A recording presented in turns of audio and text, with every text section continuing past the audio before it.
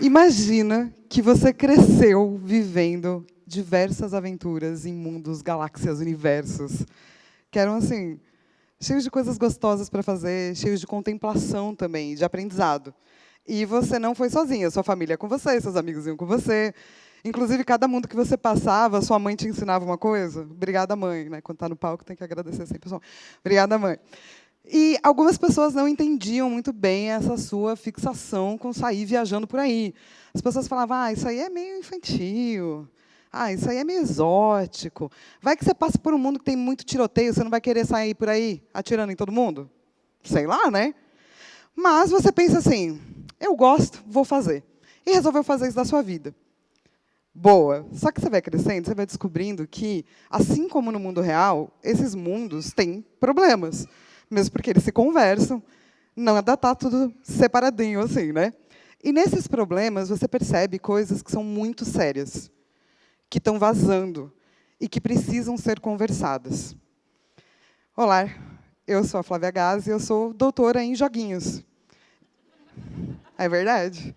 E eu sei que muitos de vocês pensaram agora. Agora eu entendi, exótico, né? Causa violência, né? Então, não. Videogames não causam violência, acredite ou não.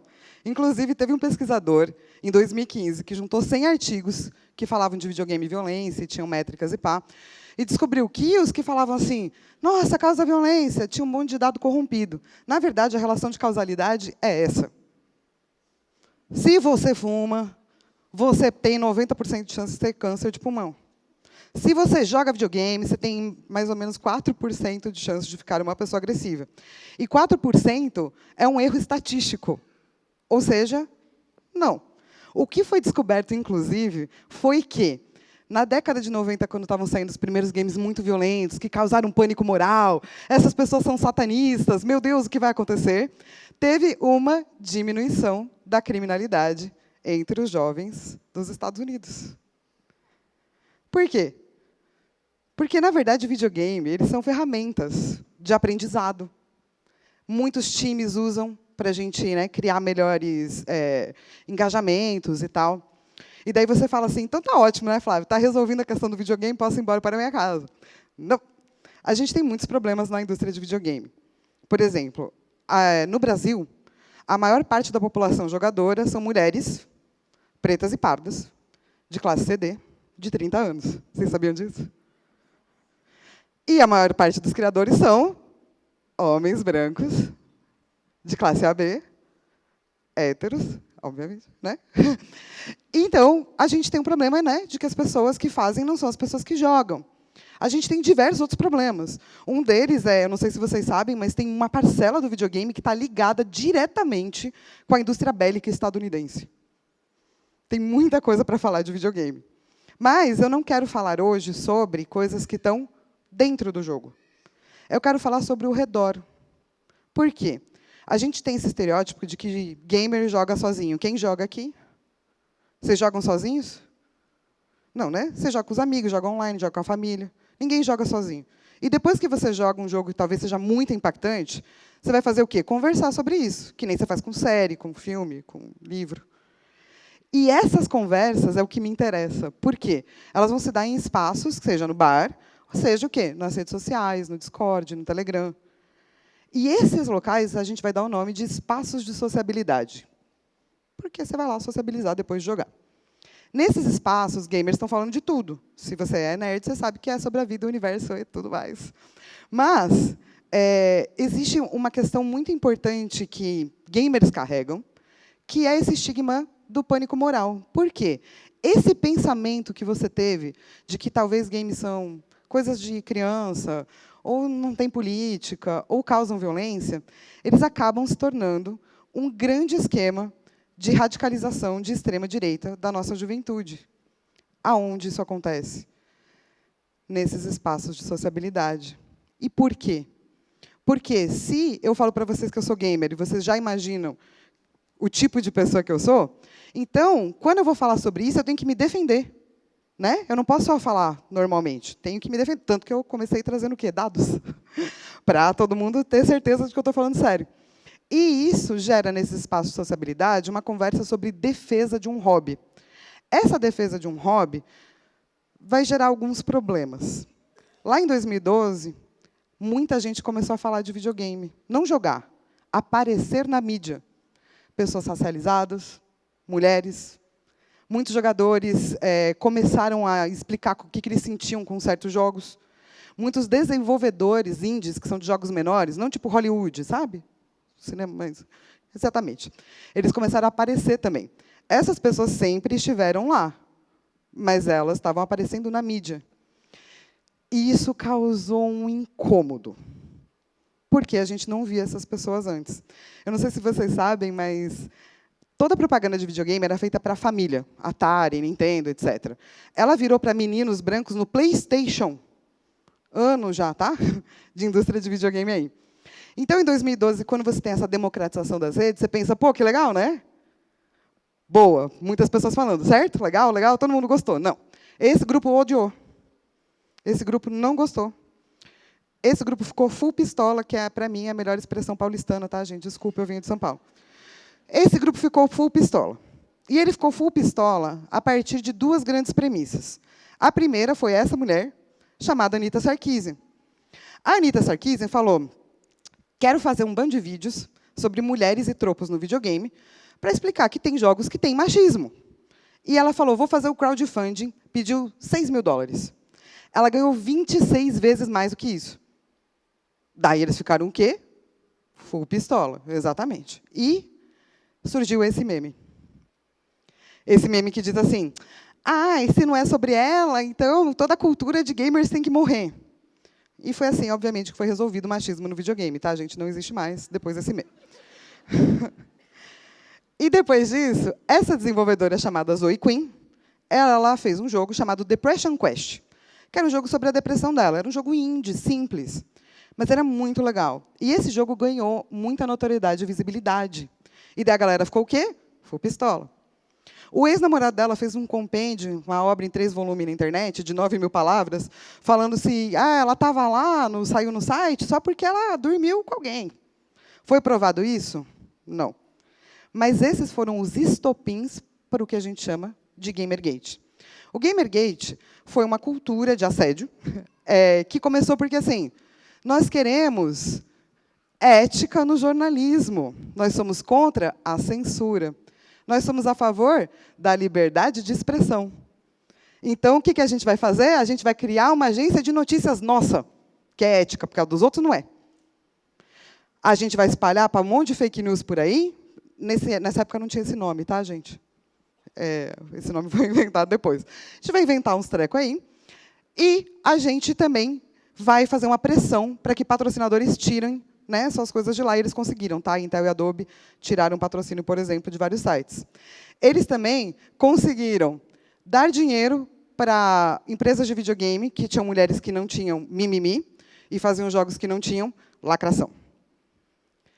Por que eu estou falando tudo isso? Se você perceber algumas palavras e algum contexto aí, que vai ser usado depois, na campanha de Donald Trump, é verdade. Esse cara aqui era do Gamergate.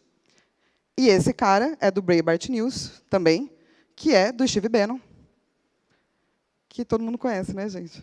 Foi estrategista-chefe da Casa Branca e fez toda a campanha do Trump. Tudo que foi aprendido no Gamergate foi usado para a criação dessa nova extrema-direita. Vocês sabiam disso? Não, né? Porque a gente não fala disso. Isso aqui todo mundo sabe, mas ninguém fala sobre. O que eu acho um absurdo. Hoje em dia a gente estuda. Hoje em dia um monte de gente fala, mas na época não. O Gamergate, ele começa e termina assim. Esse é um jogo para bater na Anita Sarkeesian. Ele começa dizendo assim, eu sou fofo. Eu sou contra a censura, eu sou a favor da justiça. É isso que ele foi como movimento? Não. Ele fez doxing, ameaça de estupro, ameaça de morte, perseguição fora das redes. Teve até ameaça de bomba. Por conta disso aqui. por trás está uma identidade branca raivosa. Tem misoginia, tem racismo, tem islamofobia. Eu não estou dizendo isso só porque eu li. Eu estou dizendo isso porque o Gamergate também aconteceu no Brasil. E eu fui também perseguida. Não apenas eu, é claro, mas eu também fui. Teve um momento que eu não podia voltar para casa sozinha, nessa época. Quando eu falo para vocês que isso foi gigantesco e ninguém ficou sabendo, é porque ninguém ficou sabendo. As pessoas que fizeram isso foram punidas? Não. Mas isso gerou essa mentalidade.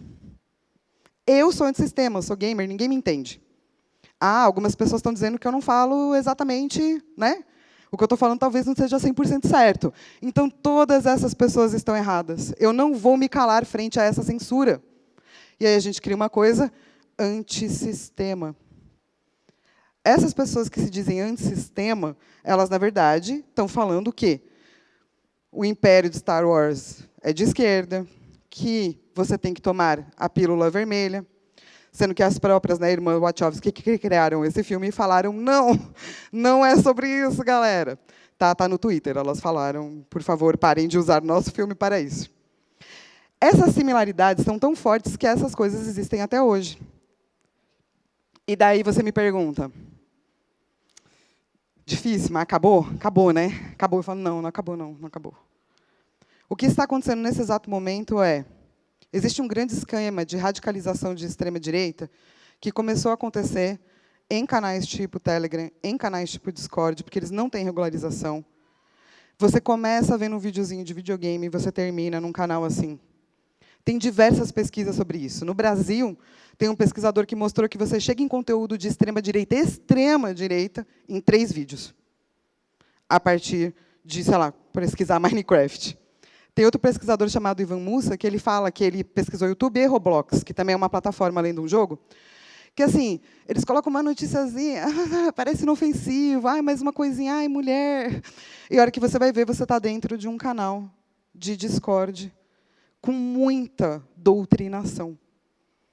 Pessoas que estão pesquisando isso lá fora são, por exemplo, a ONU, a Central de Contra-Terrorismo da União Europeia, porque isso é um esquema terrorista. Terrorista. Isso não é só para a juventude, jovens adultos. A radicalização começa com crianças de 11 anos. 11. Eu disse que eu tenho, né, receio de falar certas coisas para quando a pessoa não entende videogame, então eu trago dados. Então, tá assim, dados, tá, gente? Depois, se vocês quiserem, vocês podem, eu disponibilizo, vocês leem, porque eu não vou ler tudo.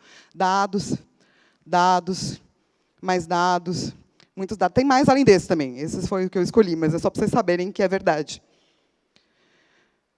Me preocupa muito quando a gente olha para videogame e fala, é infantil. Quando a gente olha para videogame e fala, é apolítico. Porque quem faz videogame vive nesse mundo. E esse mundo é cheio de política. Um lugar de apolítica é, na verdade, o lugar onde pode acontecer a maior radicalização de extrema-direita sem a pessoa perceber. Porque a gente não dá o devido valor para aquilo. E se você acha que isso está anos-luz, meu Deus, talvez um dia isso aconteça, eu gostaria de lembrar para vocês que isso já aconteceu. Quando o Fantástico fez essa reportagem sobre o Discord, muita gente entrou em contato com a gente que trabalha com videogame e política. Porque já aconteceu. Isso não é uma coisa de amanhã. Amanhã a gente vai ver isso em outros locais que não no videogame. E daí talvez a gente dê a devida atenção. Mas daí já vai ser tarde demais. Isso está acontecendo desde 2014. E é muito maluco que talvez vocês não saibam. Essa é a coisa mais maluca, não é? A gente não pode ficar sem saber e sem falar sobre isso, porque gera isso. Eu queria dizer que, apesar de tudo isso, eu acredito muito no videogame como ferramenta de educação. Por quê? No jogo, você está vendo um filminho, né? Daí você fala assim, Homem-Aranha, pulou da janela o Homem-Aranha. Você lê o quadrinho, você fala, você viu aqui que o Homem-Aranha pulou da janela? Quando você joga videogame, você fala, eu pulei da janela. Eu não estou dizendo que ninguém aqui vai virar o Homem-Aranha, tá? Por favor, cuidado ao citar essa fala. Mas por que isso é importante? Porque você pode viver muitas vidas. Você tem um sistema de empatia quase pronto no videogame. A gente pode fazer muito lá, mas eu preciso que o campo, que as pessoas comecem a olhar para isso. E mais do que olhar para isso, se engajar, atuar. E, gente, é muito legal. Eu prometo, se vocês quiserem dicas, eu dou dicas de joguinhos para todos vocês. Venham comigo e eu deixo esse convite para vocês ocuparem comigo esses espaços. Obrigada.